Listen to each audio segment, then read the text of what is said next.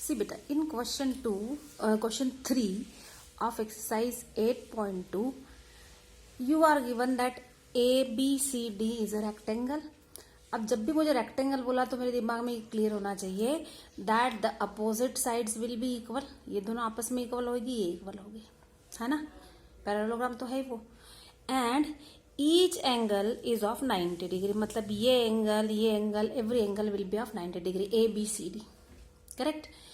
Now what we have to prove is PQRS is a rhombus. What are the points P, Q, R and S? It is given in the question that P is midpoint of AB, Q is midpoint of BC, R is midpoint of CD and S is midpoint of AD. Okay, so these are the four midpoints of four sides of the rectangle ABCD. And we need to prove कि ये जो चारों mid points हैं इनको join करने पे जो shape बन रहा है, क्वाड्रिलेटरल जो बन रहा है, वो रोम्बस है. तो अब जब रोम्बस प्रूव करना है तो क्या चीज होना चाहिए? रोम्बस के लिए दो कंडीशंस है. Number 1, it is a parallelogram. कौन? PQRS पैरेललोग्राम होएगा. और सेकेंडली रोम्बस की चारों साइड्स आपस में इक्वल होती है. तो हमको ये दो चीजें प्रूव करनी है. क्या क्या करनी है? कि पैरेललोग्राम है. अब देखो पैरेललोग्राम हो जाएगा तो आमने सामने की साइड तो आपस में बराबर हो ही जाएगी, है ना. तो रही बात ये कि ये एडजेसेंट को इक्वल बता दो. किसी भी एक पेयर को बता दोगे तो दूसरे वाले दो तो ऑटोमेटिकली इक्वल हो ही जाने, है ना. तो ये हमारा टारगेट है. क्या टारगेट है?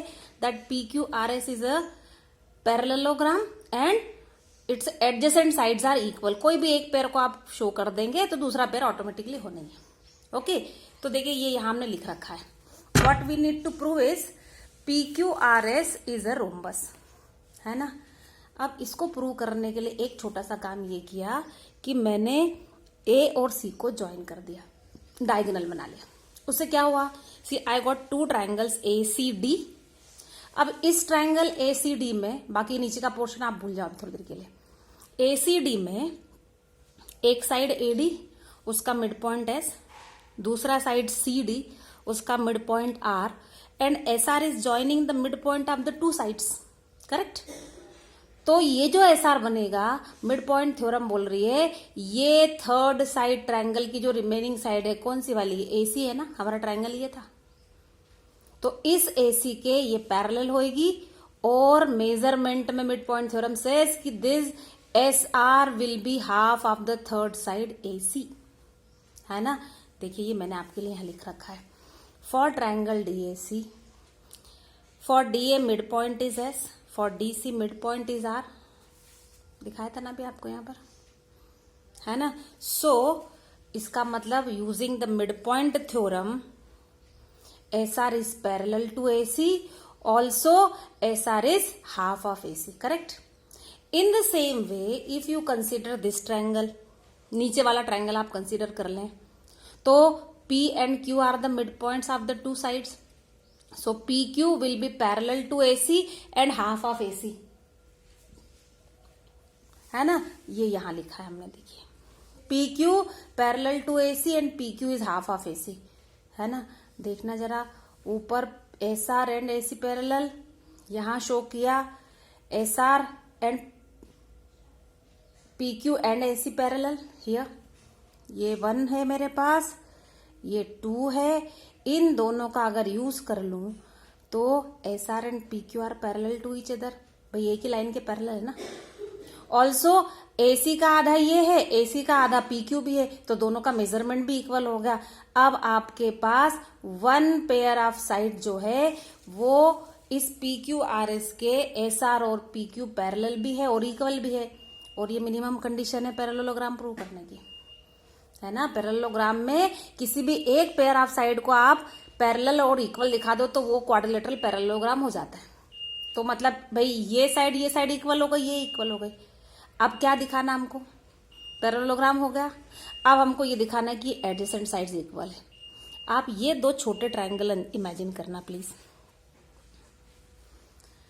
क्योंकि ABCD रेक्टेंगल है तो ये और ये अपोजिट साइड्स इक्वल, अपोजिट पूरी इक्वल है. अच्छा, और ये इनके मिड पॉइंट है. तो अगर ये 10 की है, ये भी 10 की, तो जब मैं इसका हाफ करूंगी 5, इसका भी तो हाफ 5 आएगा, मतलब ये दोनों साइड्स आपस में इक्वल होनी, correct. Again P is mid point of A B,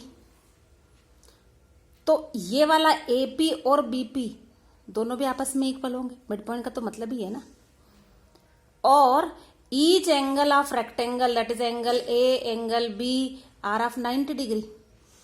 तो ये दोनों ट्रायंगल में देखना आप, ये side again the other side and the angle between them is equal.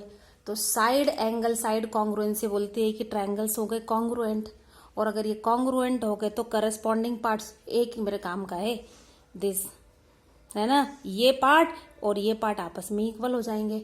So S P will be equal to P Q. Opposite तो already equal थी, है ना, एडजेसेंट भी इक्वल हो गई, तो ऑल 4 साइड्स आर इक्वल। देखिए यहां आपके लिए लिखा है मैंने, P Q R S parallelogram. Next is in the form of steps, as A D is equal to B C, opposite sides of parallelogram, इसलिए दोनों का हाफ इक्वल। ए डी का हाफ मैंने लिया यहां ए एस, बी सी का half लिया है बी क्यू, है ना, तो A S is B Q. Then P Q के mid point of A B है, तो A P is equal to B P, ये पार्ट और ये पार्ट इक्वल हो गया। Again angle A is equal to angle B is 90 Q, angles of rectangle, ऐसा हमको लिखना रहेगा इसको, है ना। So triangle A S P, check करें, A S P and triangle B Q P will be congruent, ऐसे ऐसे।